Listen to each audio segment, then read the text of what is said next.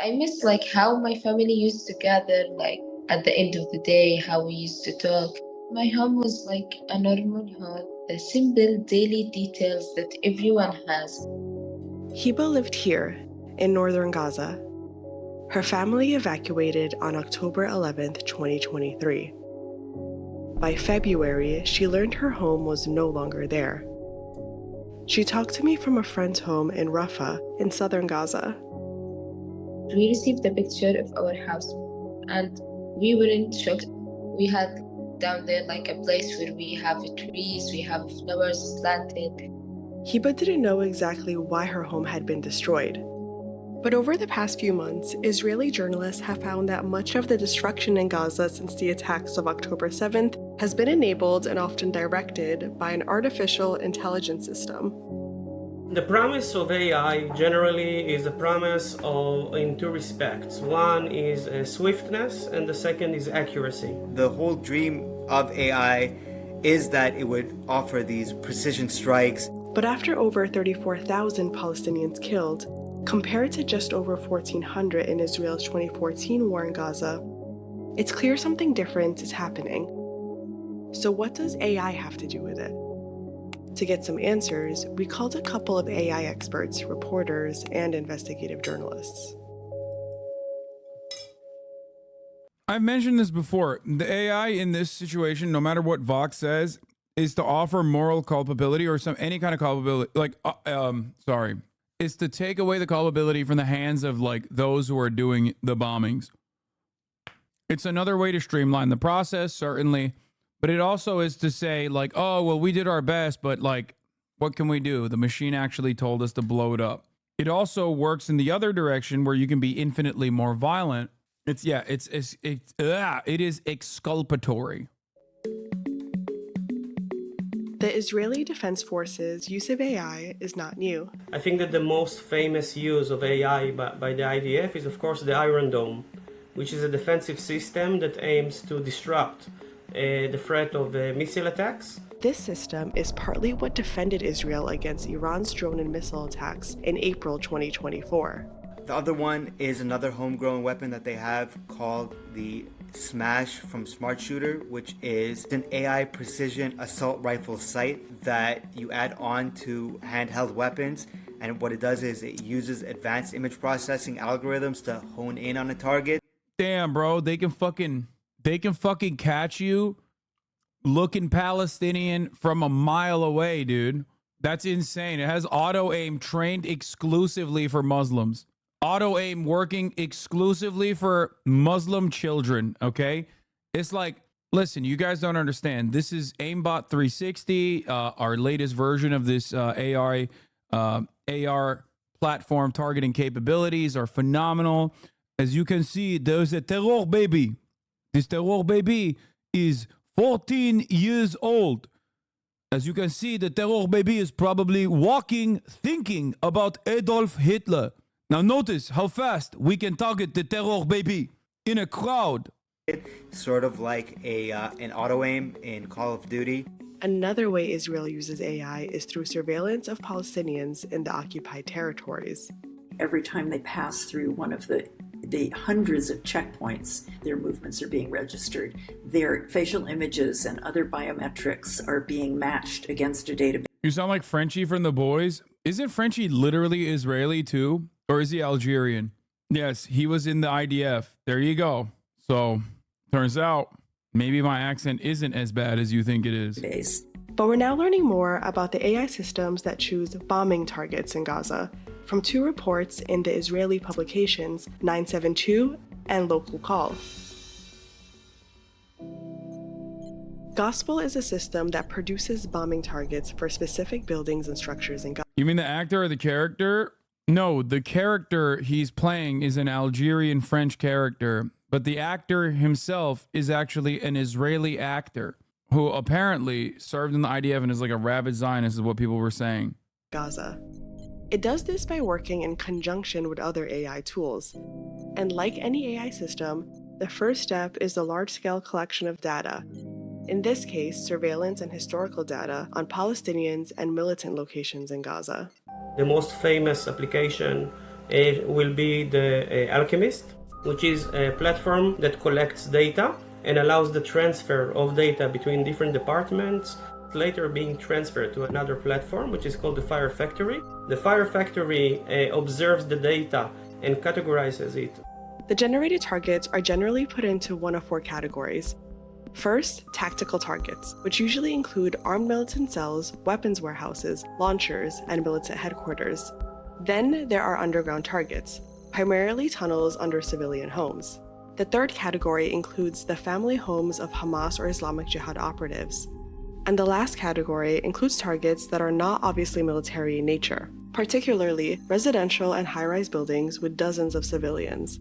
The IDF calls these power targets. Once the data is organized, it goes through a third layer called the gospel.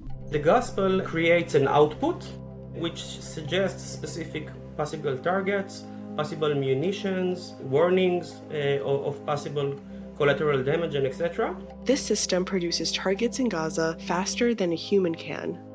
And within the first 5 days of the war, half of all the targets identified were from the power targets category. Multiple sources who spoke to 972 reported that the idea behind power targets is to exert civil pressure on Hamas. Hiba's home was most likely one of the power targets picked up by the gospel system. Months after the gospel investigation, 972 also surfaced a more opaque and secretive AI system built for targeting specific people, known as Lavender.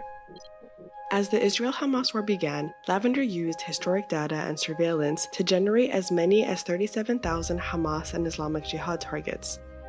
Sources told 972 that about 10% of those targets are often wrong. But even when determining the 90% of supposedly correct targets, Israel also expanded the definition of a Hamas operative for the first time. The thing is, Hamas ultimately runs the Gaza Strip, so you have a lot of civil society that interacts with Hamas. Police force, doctors, civil society in general. It's worse than that, too. It's worse than that. I hope they mentioned this part because the targeting, the way that they populate this list of likely Hamas members or likely militants, basically, is by looking at a couple different factors.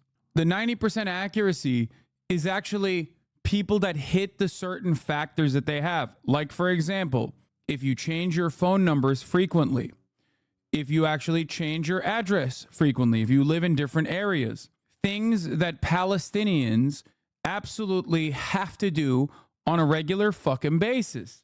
Melon raid? Wait, what do you mean? What, Melon was streaming today? So even the 90% accuracy number actually is like, the 90% accuracy number is also already biased. Wait, did he actually review the Macklemore song? Oh God. What did he think about it? He covered the Macklemore song? Here, I'll do it after this. He liked it? Oh God. He said it was fire.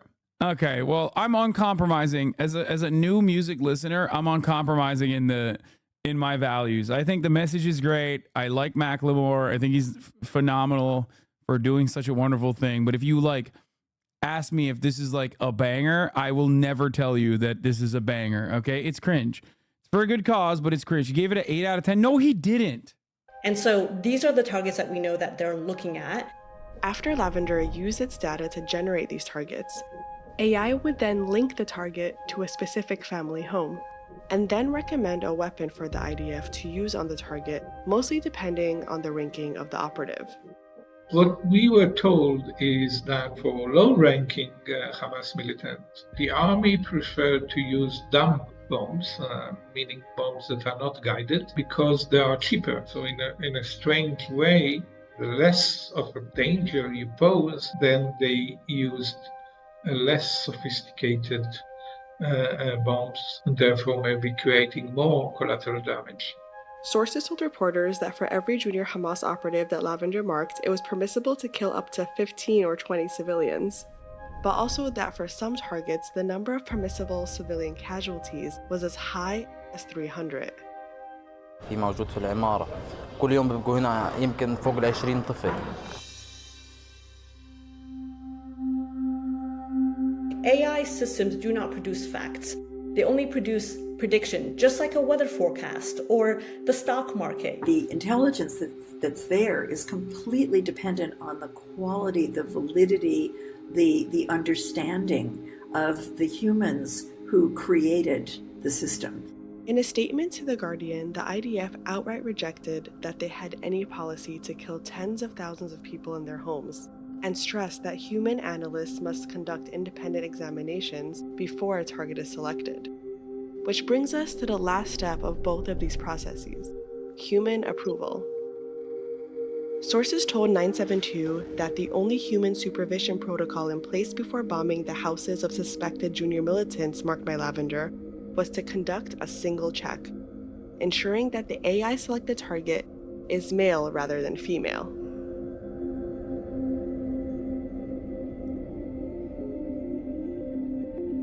Experts have yeah. been telling us that Nice. essentially what's happening in Gaza is an unwilling test site for future AI technologies.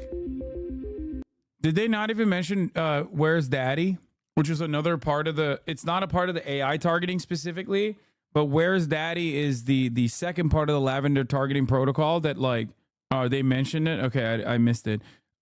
Where's Daddy, for those of you who don't know, is the second part of the targeting protocol that literally will time the strikes deliberately when the suspected militant actually arrives home. When the suspected militant actually arrives home, it will automatically alert the drone operatives to bomb the entire fucking building. Where is Daddy is what it's called. You know, so you can definitely ensure that you killed the militant and the entire family of the militant, the daddy and the daughter and the sons. In November 2023, the US released an international framework for the responsible use of AI in war. More than 50 signatures from 50 different countries.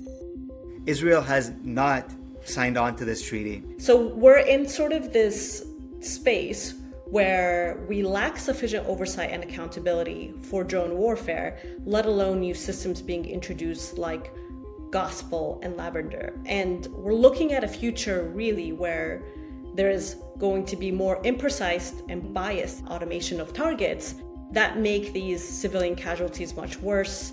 The fallacy of, the premise that faster warfighting is somehow going to lead to global security and peace. I mean, this is just not the path that's going to get us there. And on the contrary, I think a lot of these, the momentum of these technological initiatives needs to be interrupted in whatever ways we can. It really aches my heart that these moments are never going to be back. It's not like I left home and like, for example, I traveled and like, I know it's there. No, it's not. It's not there anymore. I guess Where's Waldo is copyrighted. It's not about that, chatter. It's about killing children.